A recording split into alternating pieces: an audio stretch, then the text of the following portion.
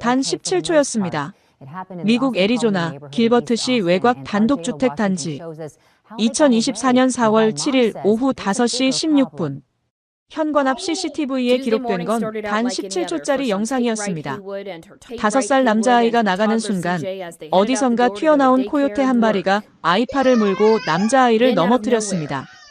그 순간 한국의 진돗개가 아이를 구출한 영상이 방영되자 미국 전역이 발칵 뒤집혔다고 하는데요. 앞으로 더 놀라운 이야기들이 준비되어 있으니 구독과 좋아요 부탁드립니다. 지금 어디서 시청하고 계신가요? 댓글로 남겨주세요. 안녕하세요. 저는 줄리아 밀러입니다. 전직 야생동물 행동학자이자 현재는 지역보건안전협의회의 자문위원으로 활동하고 있습니다. 그날도 평소와 다르지 않았습니다. 아들 코디는 마당에서 빨간 장난감 공을 굴리며 놀고 있었고 저는 부엌에서 저녁 준비를 하고 있었죠. 해질 무렵에 주황빛 햇살이 부엌 창을 타고 들어와 마치 모든 것이 평화롭다는 듯 속삭이던 순간이었습니다. 냉장고에서 꺼낸 닭고기를 썰면서도 저는 창문 너머 코디의 모습을 자주 확인했어요. 자폐 스펙트럼 경계 진단을 받은 아이라 혼자 놀 때도 늘 지켜봐야 했거든요. 코디는 공을 벽에 던지고 받기를 반복하고 있었습니다. 그 단순한 반복이 아이에게는 안정감을 주는 놀이였죠. 저는 미소를 지으며 양파를 썰기 시작했는데 문득 이상한 침묵이 느껴졌습니다. 아이의 웃음소리가 들리지 않았어요. 심장이 쿵 내려앉았습니다. 창문 너머를 다시 보니 코디의 모습이 보이지 않았어요. 칼을 내려놓고 뒤뜰 문을 열고 뛰쳐나갔습니다. 마당 한쪽에서 코디가 웅크린 채 떨고 있었고 그 앞에는 낯선 그림자가 있었어요. 코요테였습니다. 야생동물 행동 전문가로 10년간 일했던 저지만 눈앞에서 실물로 보는 건 처음이었어요. 그 특유의 야생적인 실루엣과 날카로운 눈빛은 단번에 알아볼 수 있었습니다. 그 짐승은 코디와 불과 3m 거리에 서 있었고 제 소리에 흠칫하더니 천천히 몸을 돌려 사라졌어요. 코디야 괜찮아라고 말하며 아이를 안았지만 코디는 말을 잃었습니다. 몸을 바들바들 떨면서 제 품에서 울기만 했죠. 그날 이후로 며칠간 집 밖으로 나가길 거부했어요. 창문 근처에만 가도 울음을 터뜨렸습니다. 코요테가 사라지고 난 뒤에도 그 그림자는 저희 집 마당을 떠나지 않았습니다. 코디는 밤마다 악몽에 시달렸고 저는 잠든 아이 곁에서 스스로를 책망했죠. 나는 이 분야의 전문가인데 왜 우리 아이 하나 지키지 못했을까? 그 자책은 전문가로서의 자존감보다 엄마로서의 무력감을 더 크게 건드렸습니다. 전직 야생동물 행동 전문가였던 저는 이 상황이 단순한 놀람이 아니라는 걸 직감했습니다. 코요테가 주거지역 안쪽까지 들어온다는 건 먹이가 부족하거나 서식지가 파괴되었다는 뜻이었어요. 더 심각한 건 그 짐승이 도망가지 않고 한동안 서 있었다는 점이었습니다. 인간에 대한 두려움이 사라진 상태였죠. 주민 커뮤니티에는 이미 불안한 소식들이 심심찮게 올라오고 있었습니다. 고양이 실종 신고가 한 달 새 6건, 이웃집 골든 리트리버가 공격당한 사건도 있었어요. 바로 9일 전엔 단지 반대편에서 5살 남자아이가 끌려갔다가 구조된 일이 있었죠.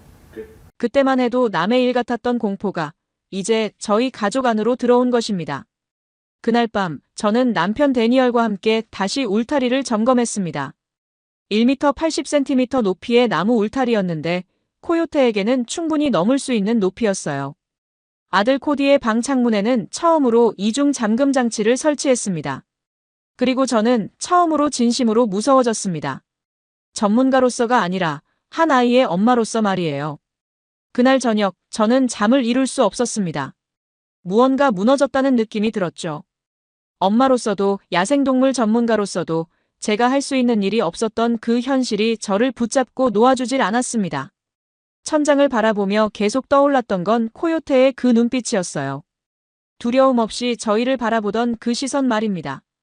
다음 날부터 코디는 완전히 달라졌습니다. 창밖을 내다보는 것조차 힘들어했고 말을 걸면 고개를 돌렸어요.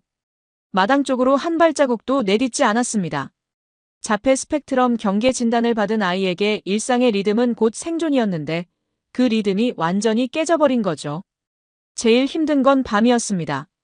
코디는 악몽에 시달렸고 잠결에 엄마라고 부르며 울었어요. 저는 아이 옆에서 등을 토닥이면서도 속으로는 분노했습니다. 10년간 야생동물을 다뤄온 전문가가 자기 아이 하나 지키지 못했다는 자괴감이 밀려왔죠. 그날 밤 단지 내 주민회에서는 긴급회의가 열렸습니다.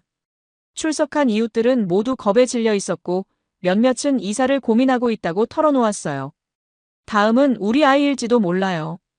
그 말에 회의장은 찬물을 끼얹은 듯 조용해졌습니다. 하지만 우리는 그럴 수 없어요. 혼잣말처럼 중얼거렸지만 그게 현실이었어요. 이 집은 2년 전 대출을 끼고 어렵게 장만한 곳이었습니다. 떠날 수도 없고 그렇다고 이대로 당할 수도 없었죠. 회의에서 주민들은 저에게 자문을 요청했습니다. 야생동물 전문가였던 경력 때문이었죠. 하지만 솔직히 말하면 저도 막막했습니다. 도시 코요테는 제가 다뤄본 다른 야생동물들과 달랐어요. 더 영리하고 더 대담했습니다.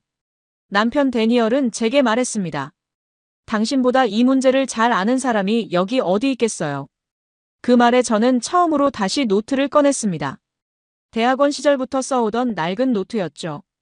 그날 밤 저는 새벽 2시까지 각종 연구 자료를 뒤졌습니다.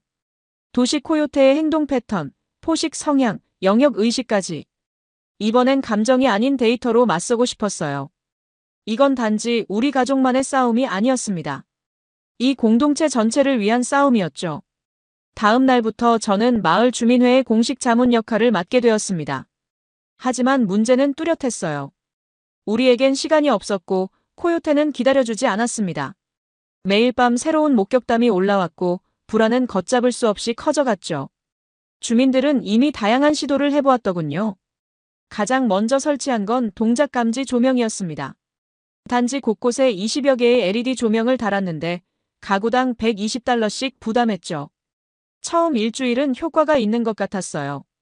하지만 코요테는 금세 적응했습니다. CCTV 영상에는 오히려 조명 바로 아래에서 버젓이 먹이를 노리는 코요테의 모습이 담겨 있었어요. 그 다음으로 시도한 건 고주파 퇴치기였습니다. 가구당 또다시 $180를 들여 초음파 장치를 설치했죠.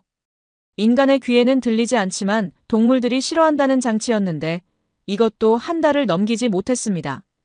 코요테들은 그 소리에 아예 반응하지 않았어요. 그때부터 주민들의 시선이 달라지기 시작했습니다. 줄리아 씨, 전문가시잖아요. 뭔가 아시는 거 없으세요? 회의 때마다 던져지는 그런 질문들이 저를 조여왔어요. $300가 넘게 썼는데 아무 소용이 없다는 불만도 터져나왔습니다. 절망적이었던 건 경비견 실험이었습니다. 한 이웃은 독일 셰퍼드를 들였는데 며칠 만에 그 개가 코요테 무리에게 중상을 입고 응급실에 실려갔어요. 반대로 다른 집에서 데려온 로트와일러는 너무 공격적이어서 아이들에게 위협이 되었습니다. 경비견이 주민보다 더 무서운 존재가 되어버린 거죠. 심지어 일부 주민들은 야간 순찰을 자원했지만 이것도 위험하기만 했습니다. 야구방망이와 호루라기를 들고 돌아다니는 게 무슨 소용이겠어요. 경찰은 총기 사용을 엄격히 금지했고 시청 관계자들은 적응이 필요하다고 말했습니다. 그 말은 곧 당장 해결책은 없다는 뜻이었어요. 야생동물관리국도 마찬가지였습니다. 인력 부족과 예산 문제를 들며 즉각적인 대응은 어렵다고 했죠. 그날 밤 저는 다시 코디방 앞에 앉았습니다. 문틈 사이로 들리는 얕은 숨소리를 들으며 스스로에게 물었어요. 내가 전문가라는 말, 그게 무슨 의미였던 걸까? 10년 경력이 무색하게 저는 속수무책이었습니다. 더 끔찍한 건 코디의 상태였어요. 이제는 TV에서 강아지 짖는 소리만 나와도 깜짝 놀라며 제 뒤로 숨었습니다. 다음 주민회의는 더욱 절망적이었습니다. 모두가 지쳐 있었고 대안도 떨어져 갔어요. 회의가 끝나갈 무렵 체념한 분위기 속에서 한 목소리가 조용히 들려왔습니다. 혹시 한국 진돗개라는 개 들어보신 분 계세요? 처음엔 다들 고개를 갸웃했습니다. 한국의 개? 진돗개? 생소하고 낯선 이름이었죠. 하지만 그 말을 꺼낸 이는 진지했습니다. 북부 캘리포니아의 농장에서 5마리 코요테를 몰아낸 개가 바로 진돗개랍니다. 그 이야기에 저는 귀가 솔깃해졌어요. 전직 전문가로서도 엄마로서도 가능성이라는 단어는 간절했거든요. 회의가 끝난 뒤 저는 그 농장주에게 직접 연락을 취했습니다. 몇 시간 뒤 받아본 영상은 충격적이었어요. 진돗개는 코요테와 싸우는 게 아니었습니다. 거리를 유지하며 코요테 무리를 유인하고 다시 돌아와 가축들을 안전지대로 이끄는 모습이었죠. 그건 단순한 힘이나 본능이 아닌 전술에 가까웠습니다. 이후 저는 LA 동물관리국에 문의했고 마침 진돗개 연구를 하고 있던 한국계 수의사 박재민 박사와 연결되었습니다. 박재민 박사는 제게 3마리의 진돗개를 추천해 주었어요. 레인저, 세이지, 그리고 루나. 모두 4세 이상의 성견이고 야생동물 대응 경험이 있는 개체들이라고 했습니다. 하지만 주민들의 반응은 회의적이었어요. 또 다른 실험이 될까봐 두려워했죠. shepherd와 로트와일러도 실패했는데 한국개가 뭘 할 수 있겠냐는 시선이었습니다. 비용도 만만치 않았어요. 3마리 관리비와 전문 트레이너 비용까지 합치면 월 $2,000가 넘었거든요. 저 역시 망설였습니다. 코디 곁에 또 다른 맹견을 둔다는 게 과연 옳은 일일까? 박재민 박사는 제 걱정을 이해한다며 이렇게 말했어요. 진돗개는 맹견이 아닙니다. 오히려 높은 지능과 판단력을 가진 견종이에요. 특히 아이들에게는 보호 본능을 보입니다. 그 말에도 불구하고 저는 확신이 서지 않았어요. 하지만 코디가 날마다 움츠러드는 모습을 보며 결심했습니다. 지금보다 더 나빠질 건 없잖아요. 도착한 날 3마리는 놀라웠습니다. 마치 훈련된 전문가처럼 단지 외곽을 돌며 지형을 파악하고 각자의 위치를 잡기 시작했어요. 가장 인상적이었던 건 루나였습니다. 코디가 거실 창 너머로 바라보던 그 순간 루나는 아이와 눈을 마주친 뒤 조용히 앉아 있었어요. 그 눈빛은 날카로웠지만 위협적이지 않았습니다. 오히려 무언가를 약속하는 듯한 시선이었죠. 진돗개가 온 첫 주 마을은 조용했습니다. 코요테의 흔적도 보이지 않았고 CCTV에도 아무것도 잡히지 않았죠. 일부 주민들은 그냥 시기가 겹친 것뿐이라며 반신반의했지만 저는 알 수 있었어요. 그건 의도적인 침묵이었습니다. 레인저는 매일 새벽 4시 30분, 정확히 같은 시간에 단지 외곽 언덕을 혼자 순찰했습니다. 세이지는 해질 무렵마다 공원 쪽 울창한 덤불 근처를 천천히 돌아다녔고 루나는 아이들 등하교 시간에 맞춰 놀이터 주변을 지켰어요. 그건 누가 시킨 게 아니었습니다. 본능과 경험으로 자신들의 역할을 나누고 있었어요. 박재민 박사는 이렇게 설명했습니다. 진돗개는 영역을 읽는 능력이 뛰어납니다. 위험 지점을 파악하고 자연스럽게 차단막을 만드는 거죠. 그리고 사건은 3주째 되는 날 새벽에 벌어졌습니다. 그날은 제가 직접 야간 감시를 도우던 날이었고 단지 관리사무소 CCTV 모니터 앞에 앉아 있었어요. 새벽 2시 47분, 영상 속에 코요테 무리가 포착됐습니다. 6마리였습니다. 지금까지 봤던 어떤 무리보다 컸고 움직임도 조직적이었어요. 선두가 길을 정찰하면 뒤따라 이동하는 패턴이었죠.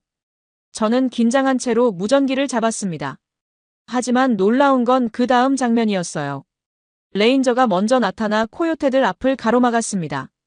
그가 낮게 으르렁거리자 세이지와 루나가 양쪽에서 동시에 모습을 드러냈죠. 완벽한 삼각 진영이었습니다. 그건 단순한 싸움이 아니었어요. 레인저가 정면에서 주의를 끌면 세이지는 측면으로 돌아가 퇴로를 차단했습니다. 루나는 뒤쪽에서 압박하며 코요테들을 특정 방향으로 몰아갔어요. 유도, 포위, 분산.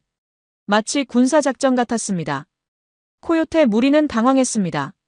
개별적으로는 진돗개보다 클 수 있지만 이런 조직적 대응은 예상하지 못했던 거죠. 결국 무리는 겁에 질려 뒷산으로 도망쳤어요. 놀라운 건 그 다음이었습니다. 진돗개들은 그대로 멈추지 않고 코요테 무리의 흔적을 따라 이동했어요. 마치 끝까지 확인하겠다는 듯이 말이죠. 덕분에 다음날 야생동물 통제팀이 숨겨진 굴을 발견하고 포획 작전에 성공할 수 있었습니다. 그날 이후 마을은 진짜로 조용해졌습니다. 주민들의 시선도 바뀌기 시작했어요. 이젠 두려움이 아니라 신뢰였습니다. 가장 먼저 변한 건 코디였습니다.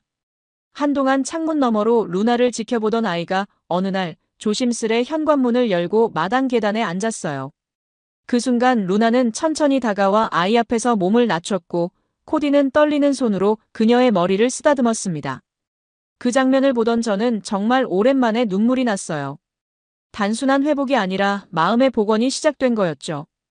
그날 이후 코디는 매일 아침 루나를 찾아 나섰고 마당에 나가 노는 시간이 조금씩 늘어났습니다. 아이들 사이에도 변화가 퍼졌어요. 무서워 숨어 지내던 놀이터에 다시 웃음소리가 돌아왔고 등교길엔 진돗개들이 자연스럽게 호위대 역할을 했습니다. 루나는 놀이터 근처, 세이지는 골목 입구, 레인저는 횡단보도 앞에 자리를 잡았죠.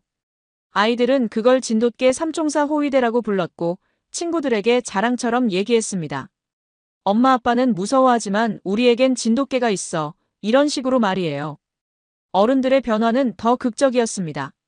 며칠 전까지만 해도 해질 무렵 집 밖으로 나오지 않던 이웃들이 저녁 산책을 시작했어요. 윌슨 아저씨는 이사를 포기하고 다시 정착하기로 했다고 했고 새로 이사 온 가족도 생겼습니다. 가장 인상적이었던 건 토요일 아침이었어요. 평소 같으면 조용했을 놀이터에 부모들과 아이들이 모여들었습니다. 진돗개들은 적당한 거리를 유지하며 주변을 순찰했고 아이들은 그런 모습을 신기해하면서도 안심했죠. 그 사이 저는 줄리아 전문가가 아닌 줄리아 엄마로서도 회복되고 있었습니다. 한때는 아이조차 지켜내지 못했다는 죄책감에 숨이 막혔지만 이젠 루나를 통해 다시 믿음을 갖게 되었어요. 그날 밤 코디는 처음으로 저에게 이런 말을 했습니다. 엄마, 루나는 우리 편이지요. 그 말에 저는 이렇게 대답했어요. 아니야, 코디, 루나는 우리 가족이야. 모든 변화는 예상치 못한 순간에 시작되죠. 그날 의붓딸 클레어는 평소처럼 집 앞에서 진돗개들과 놀던 코디의 모습을 영상으로 찍고 있었습니다. 루나가 살금살금 뒤따르다 코디 옆에 조용히 앉는 장면이었어요. 단 12초짜리 영상이었지만 클레어는 그걸 진돗개가 지켜주는 아이라는 제목으로 SNS에 올렸고 그 영상은 순식간에 퍼졌습니다. 조회수 200만, 좋아요 30만. 한국의 개가 미국 아이를 지킨다는 제목의 뉴스 기사까지 나왔죠. 댓글들은 놀라움 그 자체였어요. 진돗개가 이렇게 똑똑한 개였나요? 한국 가고 싶어졌어요. 우리 동네에도 데려오고 싶다는 반응들이 쏟아졌습니다. 며칠 뒤 브룩사이드 마을에 특별한 손님들이 도착했습니다. 한국 진돗개 보존협회 소속 연구팀이었어요. 그들은 직접 진돗개들의 행동을 관찰했고 특히 루나와 코디의 관계에 큰 관심을 보였습니다. 이건 단순한 충성심이 아닙니다. 진돗개는 사람의 감정과 공간의 위험을 모두 인지하고 대응하고 있어요. 협회 수석 연구원의 말이었죠. 그들의 평가에 미국 내 보안 전문가들까지 이 지역을 방문해 진돗개 모델을 연구하기 시작했습니다. 언론도 움직였어요. 지상파 뉴스, 교육청 보도자료, 유튜브 다큐 채널까지. 저는 여러 차례 인터뷰 요청을 받았죠. 그중 가장 기억에 남는 질문이 있었습니다. 줄리아 씨, 처음 이 개들을 믿으셨나요? 저는 조금 웃으며 대답했습니다. 솔직히 말하면 아니에요. 하지만 이제 저는 사람보다 믿을 수 있는 존재도 있다고 생각해요. 그 인터뷰 영상도 한국까지 전해졌고 진돗개에 대한 관심은 전 세계로 퍼져나갔습니다. 가장 놀라웠던 건 다른 지역에서 온 문의들이었어요. 텍사스, 플로리다, 심지어 캐나다에서까지 진돗개 도입을 검토하고 있다는 연락이 왔습니다. 박재민 박사는 이렇게 말했어요. 이제 진돗개는 단순히 한국의 개가 아니라 세계가 주목하는 해결사가 되었습니다. 2025년 봄, 브룩사이드 단지에는 작은 변화가 생겼습니다. 놀이터 한쪽에 세워진 작은 기념비였어요. 그 위엔 3개의 발자국과 함께 이렇게 새겨져 있습니다. 믿음직한 우리의 이웃, 진돗개. 레인저, 세이지, 루나. 브룩사이드 주민 일동. 이제 진돗개는 단순한 보호견이 아니었습니다. 그들은 이 마을의 구성원이 되었고 모두가 그들을 가족처럼 아꼈죠. 정육점 주인 마이크는 일주일에 한 번씩 뼈 간식을 준비했고 퇴직한 목수 톰은 진돗개를 위한 쉼터를 만들어 주었습니다. 자원봉사 수의사 캐롤은 매달 건강검진을, 미용사 제니퍼는 털 관리를 맡았어요. 모든 주민이 자신만의 방식으로 고마움을 표현했습니다. 루나는 여전히 코디의 가장 가까운 친구였어요. 아침이면 현관 앞에서 그를 기다리고 등교할 땐 뒤를 따라 걸었습니다. 세이지는 놀이터와 공원을 순찰했고 레인저는 매일 밤 단지 외곽을 조용히 돌며 마지막 점검을 했죠. 그들의 존재 덕분에 우리는 다시 평화를 되찾았습니다. 하지만 그 평화는 누군가가 지켜준 결과라는 걸 모두가 알고 있었어요. 매년 열리는 브룩사이드 페스티벌은 이제 지역 명물이 되었습니다. 주인공은 물론 루나와 레인저 그리고 세이지였어요. 아이들은 그들과 함께 사진을 찍고 작은 꽃 목걸이를 걸어주며 말했습니다. 이건 우리 마을의 진짜 히어로야. 올해 페스티벌에는 특별한 손님들도 왔어요. 한국에서 온 진돗개 사육사들과 보존협회 관계자들이었습니다. 그들은 브룩사이드의 성공 사례를 직접 보고 감동했다고 했어요. 한국의 진돗개가 이렇게 멀리 와서 새로운 가족을 만나다니 정말 자랑스럽습니다. 그 말에 저희도 가슴이 뜨거워졌죠. 코디는 이제 완전히 달라진 아이가 되었습니다. 자신감을 되찾았고 다른 아이들과도 활발하게 어울렸어요. 가장 중요한 건 더 이상 무서워하지 않는다는 거였습니다. 그날 밤 잠자리에 들기 전 코디가 제게 속삭였어요. 엄마, 루나는 우리 집에 오려고 태어난 거지요. 저는 웃으며 대답했습니다. 그래, 코디, 루나는 우리 모두를 지키러 온 거야. 창밖으로 보이는 마당에는 루나가 조용히 앉아 밤을 지키고 있었습니다. 그 모습을 보며 저는 깨달았어요. 때로는 가장 먼 곳에서 온 도움이 가장 소중한 선물이 될 수 있다는 걸 말이에요. 브룩사이드의 이야기는 여기서 끝나지만 진돗개와 함께하는 우리의 새로운 삶은 계속될 것입니다. 매일 아침 울리는 경쾌한 발걸음 소리, 밤마다 들리는 조용한 순찰 소리, 그리고 우리 모두의 마음속에 자리 잡은 안도감과 함께 말이에요. 저는 줄리아 밀러, 제 경험 이야기를 들어주셔서 감사합니다.